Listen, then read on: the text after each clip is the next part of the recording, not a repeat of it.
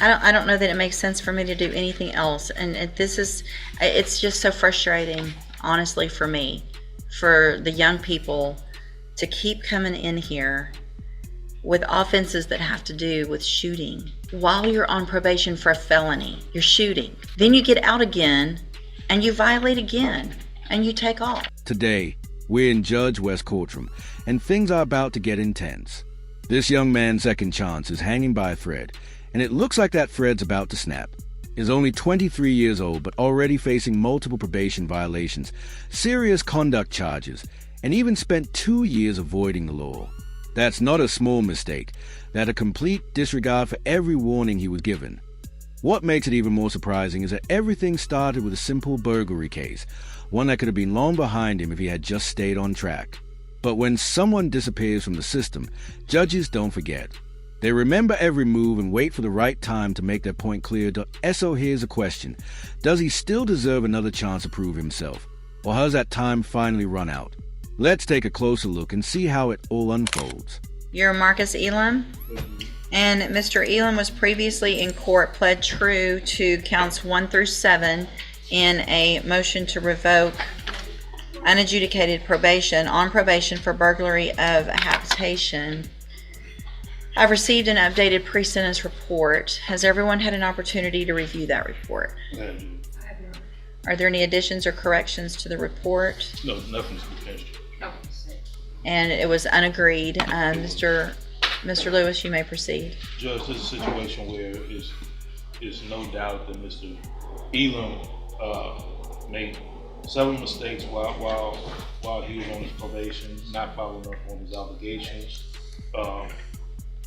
After speaking with him, he's been in custody this length of time here.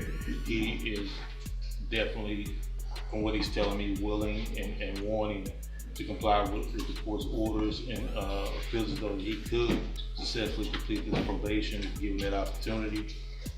He understands that his mistakes, has definitely been costly and put him in this decision. He understands that's totally on top of him, and of course he would like to address the court as well as far as his plans for the future, Judge.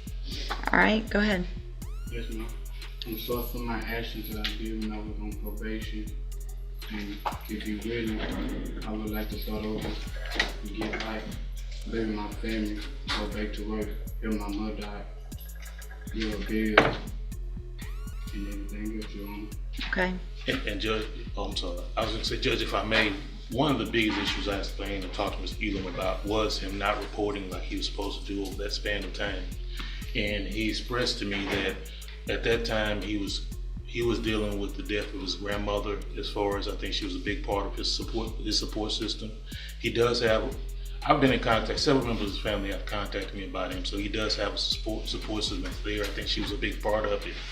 And after she passed away, I think he kind of went astray at that point, my understanding, Judge. What is the status of the 5 new offenses that are alleged? What happened? So what was the deadly conduct from August of 2023? What was the outcome of those? Or I guess I'm trying to figure out what happened on all of them. My understanding, Judge, is he has cases that are pending in misdemeanor court, but nothing here, Judge, that's been accepted as any additional. And he pled true to the deadly conduct, discharging a firearm, from August 16th of 2023. Anna, can you tell? I'm sorry, Judge. I didn't look him up after he pled true. I know. I just want to know if I want to know that. I want to know the evading, the failure to ID from February of this year. I want to know what the status of everything is. I know those are still pending. He hasn't gone to court on those yet, right? Next door.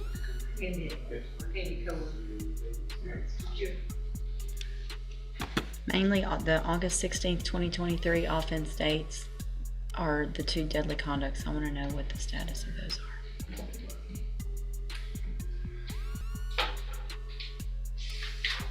Which misdemeanor? And PCs, if you can find them.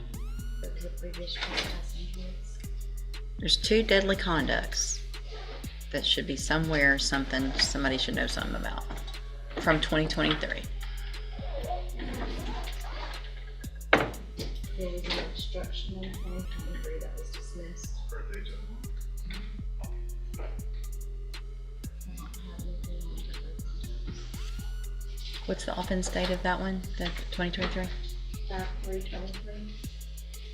Daily conducts from August of 23 were refused, Your Honor. Do you have any, I guess if they were refused, you don't have any documentation or a PC I or? might be able to see a reason, Your Honor, for the refusal. I'm going to pull that up right now. Thank you. This young man managed to make serious mistakes while he was already on probation, and that's hard to even wrap your head around. Probation is basically the court saying, we're giving you one more chance to prove you can stay on the right path. Yet instead of taking that lifeline, he threw it away completely. The defense tried to explain it, saying he's been struggling emotionally after losing his grandmother and just wants a chance to start fresh. But Judge West didn't seem convinced. You could tell by her expression, the sympathy faded the moment she reviewed his record. Because while grief is real and painful, it doesn't excuse skipping probation meetings, ignoring the rules, or picking up new charges. The truth is, probation isn't meant to be a free pass. It's the court's way of saying, you're on thin ice, show us you can change. Yet too many young people see it as a reset button instead of the final warning before real consequences arrive. Judge West isn't being cold here. She's being fair and firm. She knows that letting one person slide sends a wrong message to everyone else. That's why she's respected. She holds people accountable while keeping her courtroom steady and focused.so. What do you think? Does personal grief ever justify breaking probation rules? Or is accountability still what matters most? Let's get back to it and see what happens next. I mean, he pled true to it, so obviously there's that. All right, Ms. Malfino, what's the state's position? Judge, I'm kind of torn on him. Obviously, the concern is the length of time he absconded. I mean, it wasn't just a month or two. They looked for him for almost 2 years, a year and a half at least. And in that interim time period, regardless of them having been filed or refused or whatnot by the intake division, he has pled true to at least the court standard of having committed all of those new offenses while on probation, although he has no felony convictions. It looks to me like you ordered him to ISF cognitive in 23. Mr. Lewis had made mention that he never went. I don't know if they didn't have a bed for him and eventually he timed out of that, or something happened and the new offenses came up and they wouldn't take him. I think when he had the prior MTRP, I don't know if it was at the new case or a prior MTRP, I'm not sure, but ISF was ordered, but at some point I guess he timed out or something because he was released from the jail. Do you have a record of that? He hasn't been. He wasn't able to due to pending legal issues at the time, and he was ordered to complete moral recognition therapy in lieu of, but he never. So it was the new offenses that were holding him up. Correct.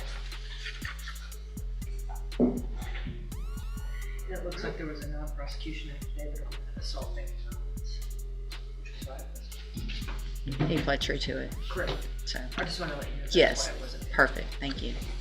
So there was a motion to revoke back in 2023. And I'm guessing continued on probation in August or sometime, right? Or did we never do anything on that because then it was amended, first amended? That's the one he was ordered ISF. In March of 23, he pled true to that March. assault, family violence, the deadly conduct, obviously before it was refused, and you ordered him to ISF cognitive, plus the MRT program. And subsequently, there was another MTRP. Right. So you get an opportunity to be on probation for a burglary of a habitation, and I'm going to really make sure I've got this right. So you get deferred probation for burglary of a habitation, second degree felony. You get out, you commit 3 new offenses, 2 deadly conducts, discharging a firearm, and an assault family violence on that same date. Regardless of what's come of those cases, you've admitted that something happened on that day, right? Mm-hmm. So you come in front of me on a motion to revoke your probation. I say, okay, let's give you an opportunity to go to ISF. But because I guess something else must have been pending, maybe misdemeanors or something, you don't go to ISF. So you end up just getting out, getting another opportunity, and then you go and evade arrest or detention and fail to ID. We're back here again. And you want to start over and you're sorry. Think about how that sounds. And you just quit going for 2 years, a year and a half, year and 7 months. You just think you were going to get to be out and we were going to forget about you? You know? I mean, how old are you now? 23. 23. You started this when you were 19. Feel like you're not taking advantage and you're not growing up and making better decisions.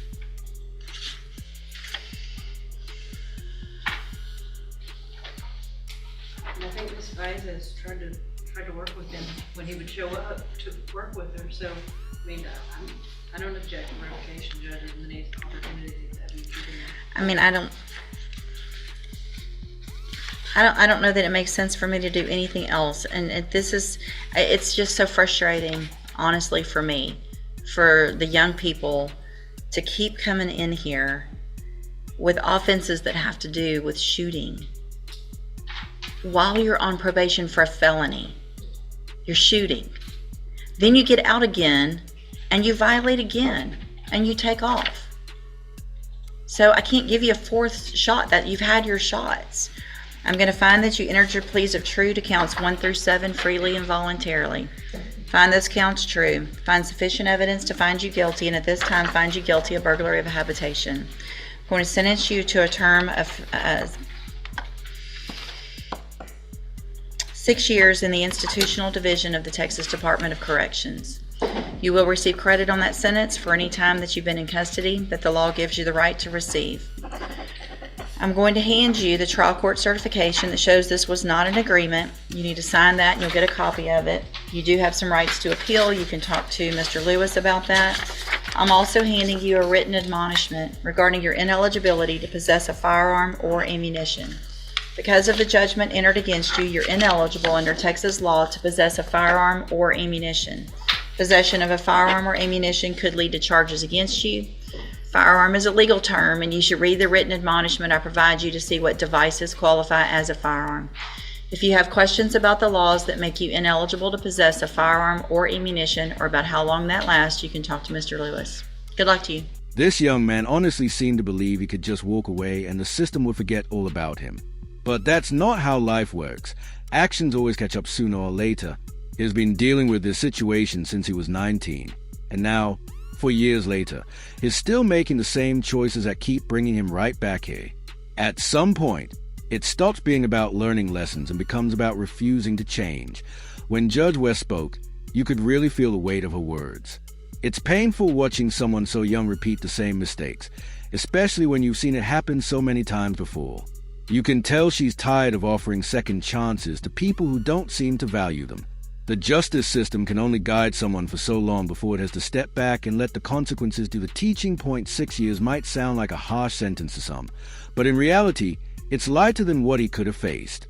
Maybe this time away will finally give him the space to think, reset, and truly understand what's at stake. So, what do you think? Was Judge West fair, or do you think she could have been even tougher? I personally think she handled it exactly right. Firm, fair, and focused on accountability. Thanks so much for watching, everyone. Don't forget to like, share, and subscribe if you care about stories that remind us why choices matter.